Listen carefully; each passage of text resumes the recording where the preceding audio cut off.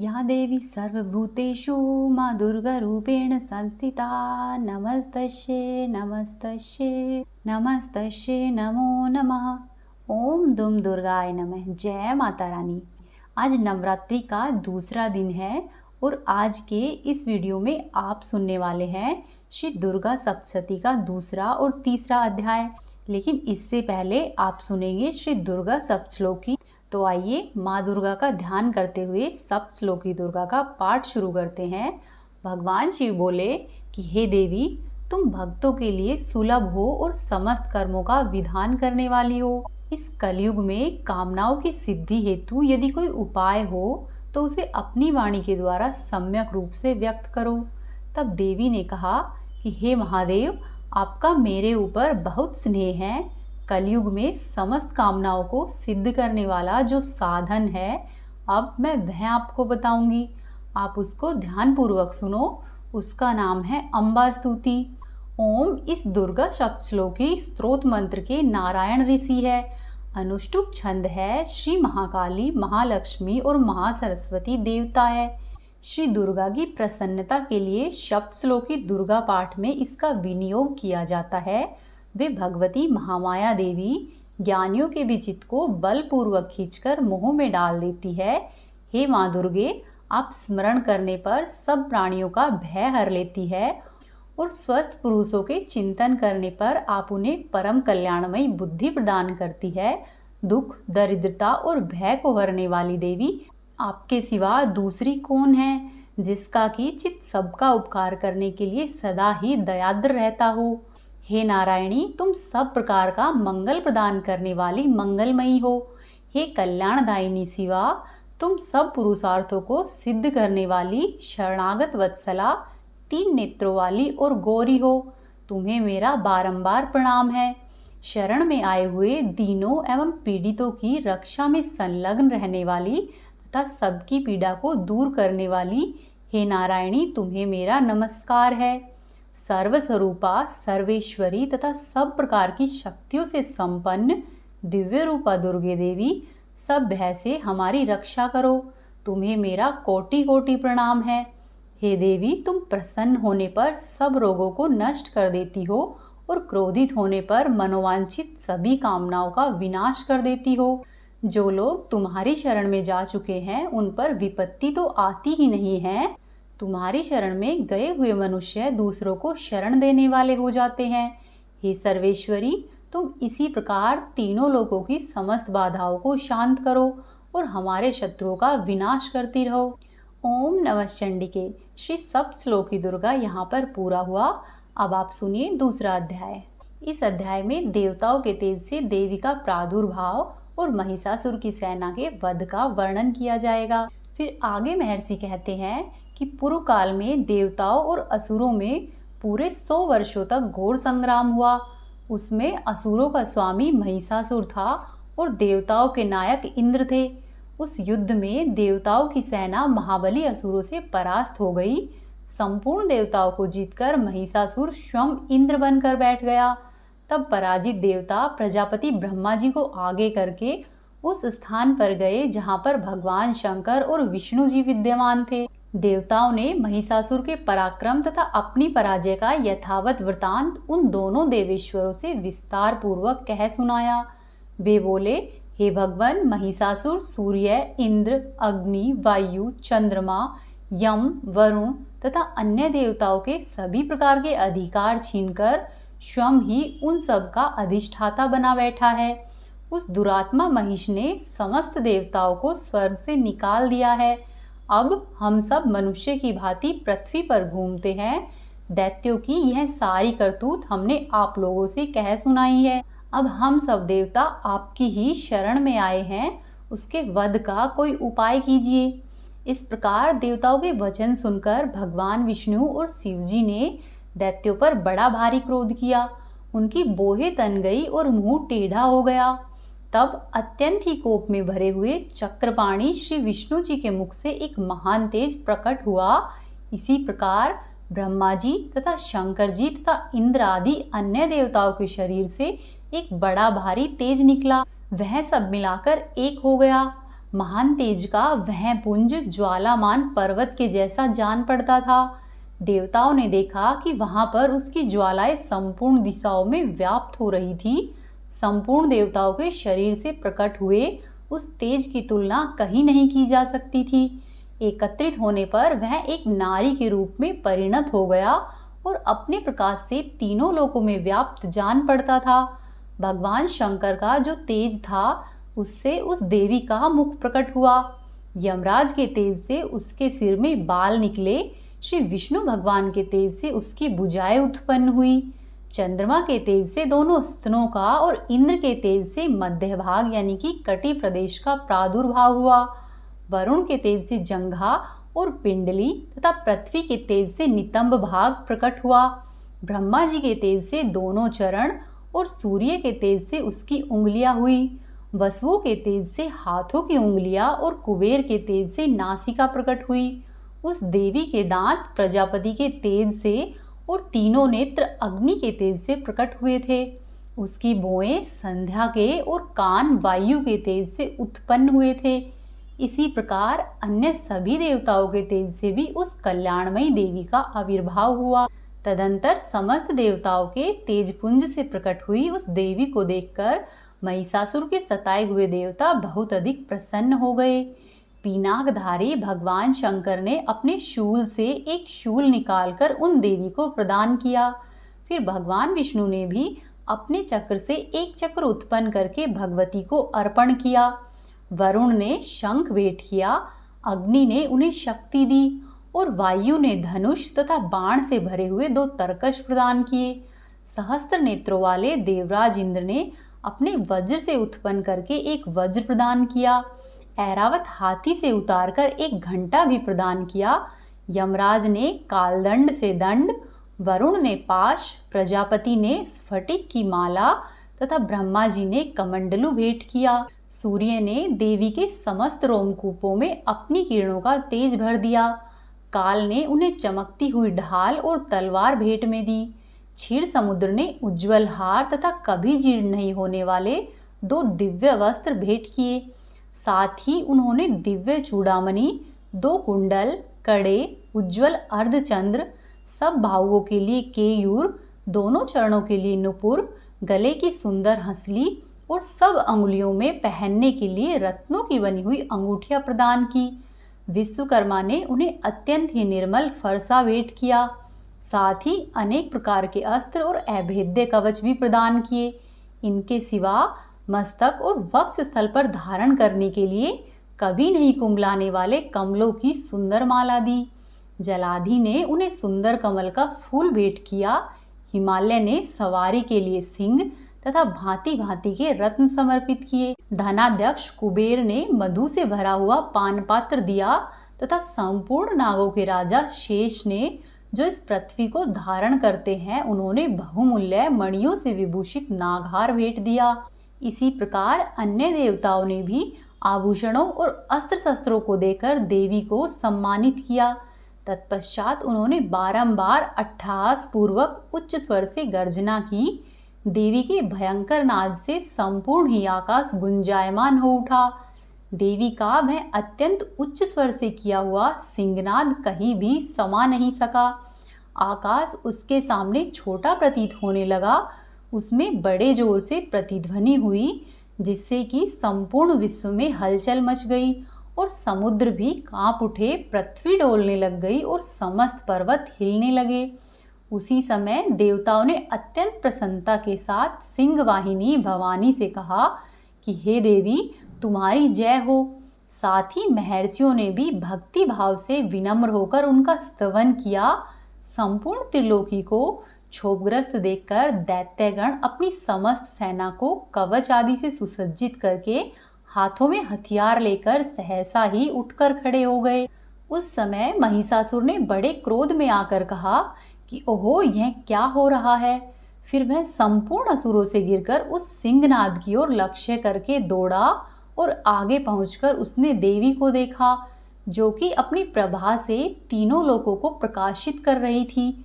उनके चरणों के भार से पृथ्वी दबी जा रही थी।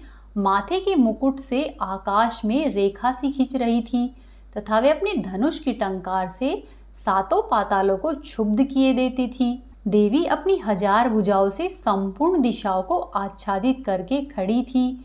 तदंतर उनके साथ दैत्यों का युद्ध छिड़ गया। अनेक प्रकार के अस्त्र शस्त्रों के प्रहार से संपूर्ण ही दिशाएं उद्भासित होने लगी। चिक्षुर नामक महान असुर महासुर का सेनानायक था, वह देवी के साथ युद्ध करने लगा। अन्य दैत्यों की चतुरांगनी सेना साथ लेकर चामर भी लड़ने लगा। 60,000 रथियों के साथ आकर उदग्र नाम के महादैत्य ने लोहा लिया। 1 करोड़ रथियों के साथ लेकर महामनु नामक दैत्य युद्ध करने लगा। जिसके रोए तलवार के समान तीखे थे, वह असीलोमा नाम का महादैत्य 5 करोड़ रथी सेना के सहित युद्ध में आकर खड़ा हो गया। 60 लाख रथियों से घिरा हुआ बालकश नामक दैत्य उस युद्ध भूमि में लड़ने लगा। पारिवारित नामक राक्षस हाथी सवार और घुड़सवारों के अनेक दलों तथा 1 करोड़ रथियों की सेना को लेकर युद्ध करने लगा। बिडाल नामक दैत्य 5 अरब रथियों से घिरकर लोहा लेने लग गया। इसके अतिरिक्त और भी हजारों महादैत्य रथ, हाथी और घोड़े की सेना साथ लेकर वहां पर देवी के साथ युद्ध करने लगे।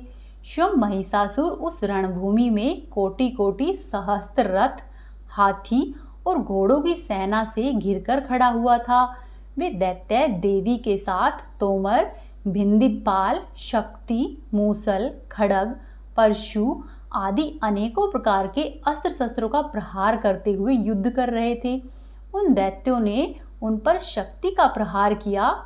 कुछ लोगों ने पाश फेंके तथा कुछ दूसरे दैत्यों ने खड्ग प्रहार करके देवी को मार डालने का प्रयास किया। देवी ने भी क्रोध में भरकर खेल खेल में ही अपने अस्त्र और शस्त्रों की वर्षा करके दैत्यों के वे समस्त अस्त्र और शस्त्र काट डाले। उनके मुख पर परिश्रम या थकावट का रंच मात्र भी चिन्ह नहीं था। देवता और ऋषि उनकी स्तुति करते थे और वे भगवती परमेश्वरी दैत्यों के शरीर पर अस्त्र और शस्त्रों की वर्षा करती रही। देवी का वाहन सिंह भी क्रोध में भरकर गर्दन के बालों को हिलाता हुआ असुरों की सेना में इस प्रकार से विचरने लगा, मानो वनों में दावानल फैला रहा हो। रणभूमि में दैत्यों के साथ युद्ध करती हुई अंबिका देवी ने जितने निश्वास छोड़े, वे सभी तत्काल ही सैकड़ों या हजारों गणों के रूप में प्रकट हो गए और परशु, बिंदीपाल, खड्ग तथा पष्ठी आदि अस्त्रों के द्वारा असुरों का सामना करने लगे। देवी की शक्ति बढ़े हुए वे गण असुरों का नाश करते हुए नगाड़ा और शंख आदि बजाने लगे। उस संग्राम महोत्सव में कितने ही गण मृदंग बजा रहे थे। तदंतर देवी ने त्रिशूल से, गदा से, शक्ति की वर्षा से, खड्ग आदि से सैकड़ों महादैत्यों का संहार कर डाला। कितनों को ही घंटे की भयंकर नाद से मूर्छित करके मार दिया। बहुतेरे दैत्यों को पाश से बांधकर धरती पर घसीटा। कितने ही दैत्य उनकी तीखी तलवार की मार से 2 टुकड़े हो गए। कितनों को ही मूसल की मार से अत्यंत गहरा आहत होकर रक्त वमन करने लगा। कुछ दैत्य सूल से छाती फट जाने के कारण पृथ्वी पर ढेर हो गए। उस रणआंगन में बाण समूह की वृष्टि से कितने ही असुरों की कमर टूट गई। बाज की तरह झपटने वाले देवपीड़क दैत्यगण अपने प्राणों से हाथ धोने लगे। किन्हीं की बाहें छिन्न भिन्न हो गई, कितनों की गर्दन कट गई, कितने ही दैत्यों के मस्तक कट कट कर गिरने लगे। कुछ लोगों के शरीर मध्य भाग में ही विदीर्ण हो गए। कितने ही महादैत्य जांघें कट जाने से पृथ्वी पर गिर पड़े। कितनों को ही देवी ने एक बाह, हाथ और एक नेत्र वाला करके 2 टुकड़ों में चीर डाला। कितने ही दैत्य मस्तक कट जाने पर भी गिरकर फिर उठ जाते और केवल धड़ के रूप में ही अच्छे अच्छे हथियार हाथ में लेकर देवी के साथ युद्ध करते। दूसरे कबंध युद्धों की लय पर नाचते थे। कितने ही बिना सिर के धड़ हाथों में खड्ग, शक्ति और रिष्टि लिए हुए दौड़ते थे तथा दूसरे महादैत्य ठहरो ठहरो ऐसा कहते हुए देवी को युद्ध के लिए ललकारते थे। जहाँ पर वह घोर संग्राम हुआ था, वहाँ की धरती देवी के गिराए हुए रथ, हाथी, घोड़े और असुरों की लाशों से ऐसे ढक गई थी कि वहां पर चलना फिरना असंभव हो गया था। दैत्यों की सेना में हाथी, घोड़े और असुरों के शरीर से इतनी भारी मात्रा में रक्तपात हुआ था कि थोड़ी ही देर में वहां पर खून की बड़ी बड़ी नदियां बहने लग गई। जगदम्बा ने असुरों की विशाल सेना को क्षण भर में ही नष्ट कर दिया, ठीक उसी तरह जैसे तृण और काठ के भारी ढेर को आग कुछ ही क्षणों में भस्म कर देती है। और वह सिंह भी गर्दन के बालों को हिला हिलाकर जोर जोर से गर्जना करता हुआ दैत्यों के शरीर से मानो उनके प्राण चुन लेता था। वहां देवी के गणों ने भी उन महादैत्यों के साथ ऐसा युद्ध किया जिससे आकाश में खड़े हुए देवतागण उन पर बहुत ही संतुष्ट हुए और फूल बरसाने लगे। बोलो ओमकारा शेरावाली का बोल सच्चे दरबार की जय। दुर्गा सप्तशती का दूसरा अध्याय यहीं पर पूरा हुआ। अब आप सुनिए तीसरा अध्याय। इस अध्याय में सेनापतियों के सहित महिषासुर के वध का वर्णन किया गया है। फिर ऋषि कहते हैं कि दैत्यों की सेना इस प्रकार से तहस नहस होता देखकर महादैत्य सेनापति चिक्षुर क्रोध में भरकर अंबिका देवी से युद्ध करने के लिए आगे बढ़ गया। वह असुर रणभूमि में देवी के ऊपर इस प्रकार से बाणों की वर्षा करने लगा जैसे बादल मेरुगिरी के शिखर पर पानी की धार बरसा रहे हो। तब देवी ने अपने बाणों से उसके बाण समूह को अनायास ही काटकर उसके घोड़े और सारथी को भी मार डाला। साथ ही उसके धनुष तथा अत्यंत ऊंची ध्वजा को भी तत्काल ही काट गिराया। धनुष कट जाने पर उसके अंगों को अपने बाणों से बींध डाला। धनुष, रथ, घोड़े और सारथी के नष्ट हो जाने पर वह असुर ढाल और तलवार लेकर देवी की ओर दौड़ पड़ा। उसने तीखी धार वाली तलवार से सिंह के मस्तक पर चोट करके देवी की बाईं भुजा में बड़े वेग से प्रहार किया। हे राजन, देवी की बाह पर पहुंचते ही वह तलवार टूट गई। फिर तो क्रोध से लाल आंखें करके उस राक्षस ने शूल को अपने हाथों में ले लिया और उसे उस महादैत्य ने भगवती भद्रकाली के ऊपर चला दिया। वह शूल आकाश से गिरते हुए सूर्यमंडल की भांति अपने तेज से प्रज्वलित हो उठा। उस शूल को अपनी ओर आते हुए देखकर देवी ने भी शूल का प्रहार किया। उससे राक्षस के शूल के 100 टुकड़े हो गए।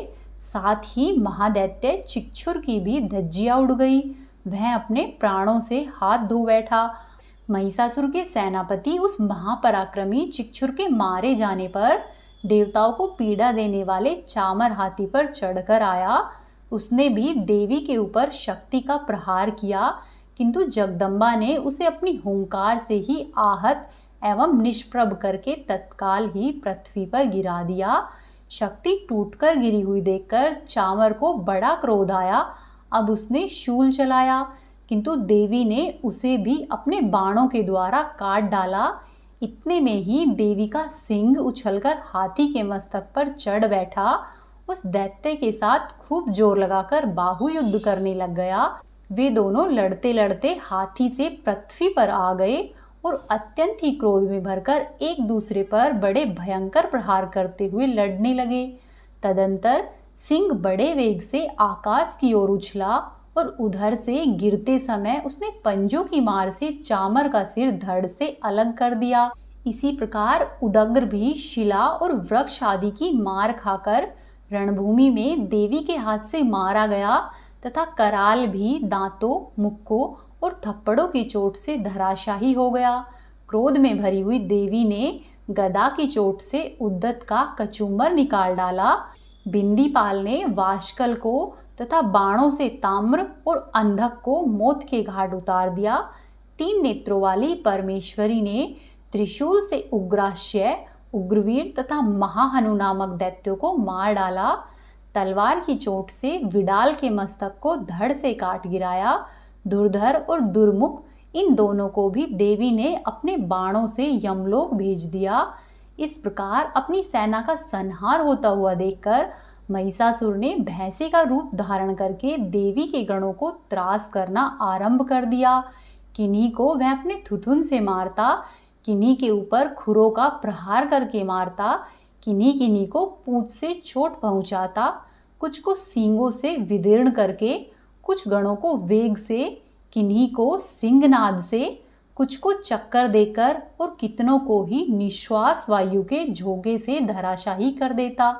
इस प्रकार गणों की सेना को गिराकर वह असुर महादेवी के सिंह को मारने के लिए झपट पड़ा। इससे जगदम्बा को बड़ा भारी क्रोध हुआ। उधर महापराक्रमी महिषासुर भी क्रोध में भरकर धरती को अपने खुरों से खोदने लगा तथा अपने सींगों से ऊंचे ऊंचे पर्वतों को उठाकर फेंकने और गरजने लगा। उसके वेग से चक्कर देने के कारण पृथ्वी क्षुब्ध होकर फटने लगी। उसकी पूंछ से टकराकर समुद्र सब ओर से धरती को डुबोने लगा। हिलते हुए सींगों के आघात से विदीर्ण होकर बादलों के टुकड़े टुकड़े हो गए। उसकी श्वास की प्रचंड वायु के वेग से उड़े हुए सैकड़ों पर्वत आकाश से गिरने लग गए। इस प्रकार क्रोध में भरे हुए उस महादैत्य को अपनी ओर आते हुए देखकर चंडिका ने उसका वध करने के लिए महान क्रोध किया। उन्होंने पास फेंककर उस महान असुर को बांध लिया। उस महासंग्राम में बंध जाने पर उसने भैंसे का रूप त्याग दिया और तत्काल ही सिंह के रूप में वह प्रकट हो गया। उस अवस्था में जगदम्बा ज्यों ही उसके मस्तक को काटने के लिए तैयार हुई, त्यों ही वह खड्गधारी पुरुष के रूप में दिखाई देने लग गया। तब देवी ने तुरंत ही बाणों की वर्षा करके ढाल और तलवार के साथ उस पुरुष को भी बींध डाला। इतने में ही वह महान गजराज के रूप में परिणत हो गया तथा अपनी सूंड से देवी के विशाल सिंह को खींचने और गर्जना करने लग गया। खींचते समय देवी ने तलवार से उसकी सूंड काट डाली। तब उस महादैत्य ने पुनः भैंसे का शरीर धारण कर लिया और पहले की ही भांति चराचर प्राणियों के सहित तीनों लोगों को वह व्याकुल करने लगा। तब क्रोध में भरी हुई जगत माता चंडिका बारंबार उत्तम मधु का पान करने और लाल आंखें करके हंसने लगी। उधर वह बल और पराक्रम के मद से उन्मत्त हुआ राक्षस गर्जने लगा और अपने सींगों से चंडी के ऊपर पर्वतों को फेंकने लगा। उस समय देवी ने अपने बाणों के समूह से उसके फेंके हुए पर्वतों को चूर्ण करती हुई बोली। बोलते समय उनका मुख मधु के मद से लाल हो रहा था और वाणी लड़खड़ा रही थी। देवी ने कहा कि ओ मूढ़, जब तक मैं मधु पीती हूँ तब तक तू क्षण भर के लिए खूब गरज ले। मेरे हाथों से यही तेरी मृत्यु हो जाने पर अब शीघ्र ही ये सभी देवता भी गर्जना करेंगे। फिर आगे ऋषिवर कहते हैं कि हे राजन, ऐसा कहकर देवी उछली और उस महादैत्य के ऊपर चढ़ गई। फिर अपने पैर से उसे दबाकर उन्होंने शूल से उसके कंठ में आघात किया। उसके पैरों से दबा होने पर भी महिषासुर अपने मुख से दूसरे रूप में बाहर होने लगा। अभी आधे शरीर से ही वह बाहर निकल पाया था कि देवी ने अपने प्रभाव से उसे रोक दिया। आधा निकला होने पर भी वह महादैत्य देवी से युद्ध करने लग गया। तब देवी ने बहुत बड़ी तलवार से उसका मस्तक काट गिराया। फिर तो हाहाकार करती हुई दैत्यों की सारी सेना भाग गई तथा संपूर्ण ही देवतागण प्रसन्न हो गए। फिर सभी देवताओं ने दिव्य महर्षि के साथ श्री दुर्गा देवी का स्तवन किया। गंधर्वराज गाने लगे तथा अप्सराएं नृत्य करने लगी। तीसरा अध्याय यहीं पर समाप्त होता है। आज की वीडियो में इतना ही। वीडियो को लाइक करें, चैनल को सब्सक्राइब करें और वीडियो को अपने दोस्तों व रिश्तेदारों के साथ शेयर करें। ओम दुम दुर्गाय नमः।